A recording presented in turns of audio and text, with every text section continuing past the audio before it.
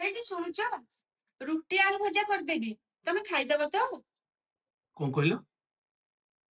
ରୁଟି ଆଳୁ ଭଜା? ଆରେ ୟାଠୁ ଭଲ ହବ ତମେ ଖେଚେଡି କରିଦିଅ। ବାପାଙ୍କୁ ନା ବହୁତ ପସନ୍ଦ। ହଉ ଠିକ ଅଛି, ଖେଚେଡି କରିଦଉଛି। ଆଉ ତା ସହିତ ନା ପାଏସ ଟିକେ କରିଦିଅ। ବୋଉ ନା ବହୁତ ଖୁସି ହବ। ହଉ ଠିକ ଅଛି।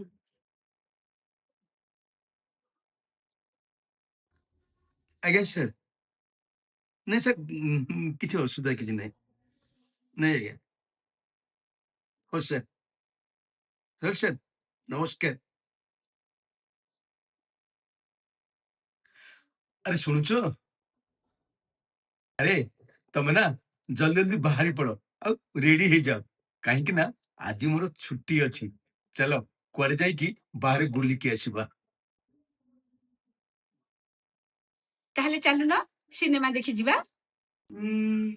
ଯାଇପାରିବା, କିନ୍ତୁ ଆଠୁ ନା ମୋ ପାଖରେ ଗୋଟେ ବେଟର ଆଇଡିଆ ଅଛି। ଆରେ ତମର ସେଇ ମାଙ୍କ ମନ୍ଦିର ଟା ମନେ ଅଛି?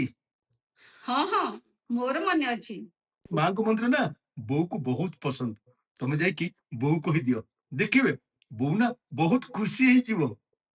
ତାହେଲେ ଠିକ ଅଛି, ମନ୍ଦିର ଯିବା।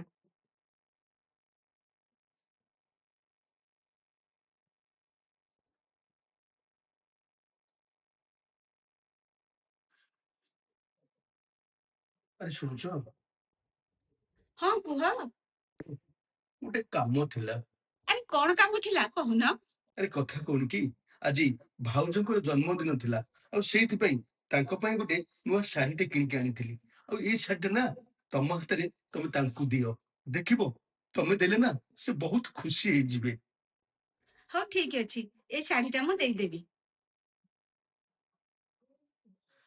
ଆଚ୍ଛା, ଗୋଟେ କଥା କହିବି? ଆରେ କଣ କହିବାର ଅଛି କହୁନ?